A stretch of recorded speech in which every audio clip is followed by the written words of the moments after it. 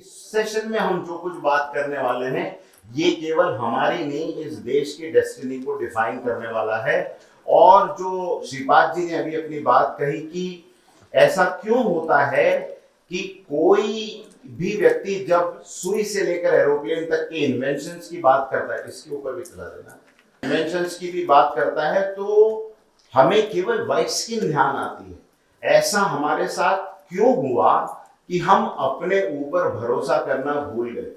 इकबाल का एक शेर है जिसमें वो कहते हैं कि यूनान और मिस्र जो है वो मिट गए, लेकिन सदियों रहा है दुश्मन दौरे जमा हमारा, और कुछ बात है कि हस्ती मिटती नहीं हमारी। ये बात हमने बहुत सुनी है और बहुत बार बोली है, पर आपको ऐसा क्या लगता है कि हमारी हस्ती मिटती नहीं? और इस भारत में अभी उन दो बच्चियों ने एक छोटा सा गैग करके बताया कि क्यों इस देश की युवा पीढ़ी को इस बात पे भरोसा नहीं आता कि हम वो वाकई में थे कि हमारी हस्ती मिटाने का साहस इस दुनिया ने बरसों बरस किया, लेकिन फिर भी हमारी हस्ती मिट नहीं पाई।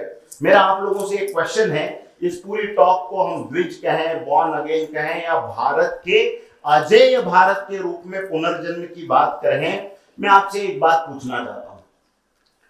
मेरा पहला प्रश्न, और मैं चाहता हूं हम सब लोग पार्टिसिपेट करें शुरुआत के कुछ क्वेश्चंस में, फिर आगे तो आपको बहुत सारे नए तथ्य मिलेंगे जो आपको चमत्कृत करेंगे। क्या भारत अजेय था?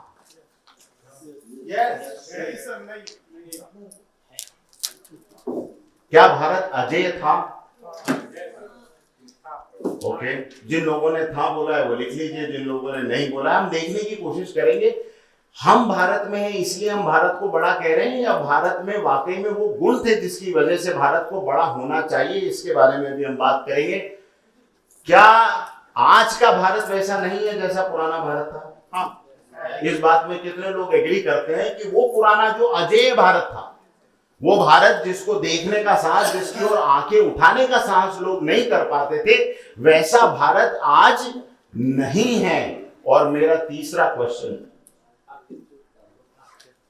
आखिर चूक कहां हुई? और इसका मैं आंसर चाहूंगा आप लोगों से। ऊपर के दोनों क्वेश्चन सेल्फ एक्सप्लेनेटरी है।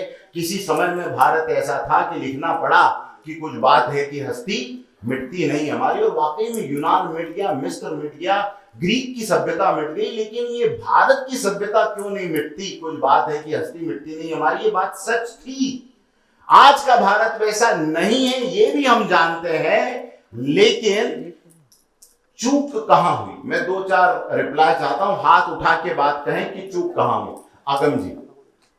एजुकेशन सिस्टम हमारा, एजुकेशन सिस्टम हमारा मतलब हमें पढ़ाई नहीं करवाई गई? नहीं, हमारा जो चेंजेस आए, जो गुरु शिष्य परंपरा हमारी थी, हाँ, उससे हम एक अलग परंपरा पे निकल गए, वेस्टर्न से इन्फ्लुएंस होके।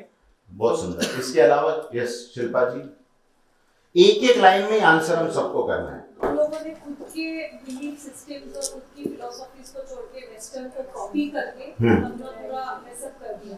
पूरा मैसअप कर दिया ना, हम उधर के रहे ना इधर के रहे। खरे सर, अपना कल्चर भूल गए जी, संस्कृति भूल गए, एजुकेशन सिस्टम चेंज कर दिया गया, उसको संभाल नहीं सके जी।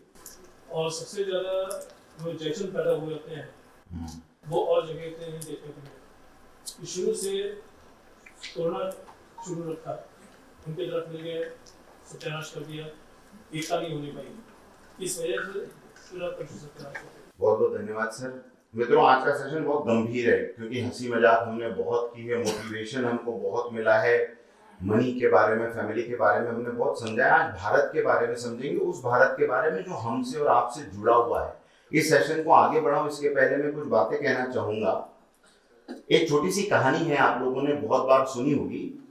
एक शेर का बच्चा, छोटा बच्चा, भेड़ों के झुंड में किसी वजह से घूम जाता है और बाद में शेर आगे निकल जाते हैं, वो भेड़ों के बीच में रह जाता है। भेड़ों के साथ बड़ा होता है तो उन्हीं के जैसा मिमियाना सीख जाता है। एक बार एक शेर जो है उन भेड़ों के झुंड पर अटैक करता है और सब भेड़ भाग जाते हैं, लेकिन वो कहीं दुबक के छोटा सा बैठा रहता है। शेर को बड़ा आश्चर्य होता है कि यार ये छोटा सा शावक ये यहाँ पर क्या कर रहा है। वो उसको उठाता है और उससे पूछता है तू यहाँ क्या कर रहा है? वो कहता है मैं एक भेड़ हूँ, मुझे मत मारो, मुझे मत मारो। शेर हंसता है, बोलता है तू भेड़ नहीं है, तू शेर है। नहीं नहीं, मैं भेड़ हूँ, मैं उन्हीं के साथ रहता हूँ, मेरी माँ उधर है, मेरे पिताजी उधर है।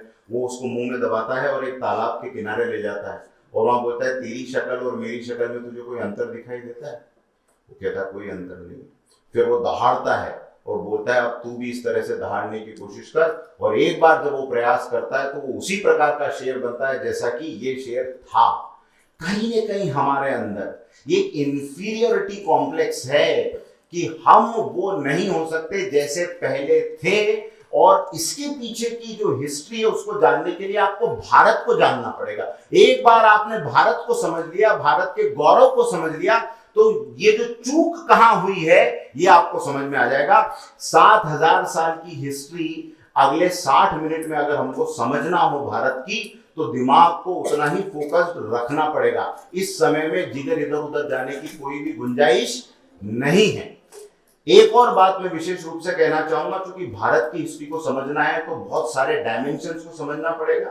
इस सत्र में बताई जा रही कोई भी बात आज वर्तमान में किसी भी जाति, संप्रदाय या धर्म के लिए नहीं है, लेकिन अगर भारत को समझना है तो उन सारी पुरानी घटनाओं को समझना पड़ेगा जिनसे हम आहत हुए हैं, जिससे हमारा ये कॉन्फिडेंस खोया है, और आगे आगे बढ़ना कैसे, इसके बारे में भी आज हम चर्चा करेंगे। हर एक पॉइंट नोट करिएगा, क्योंकि अजय भारत की संकल्पना इसी से आगे बढ़ेगी।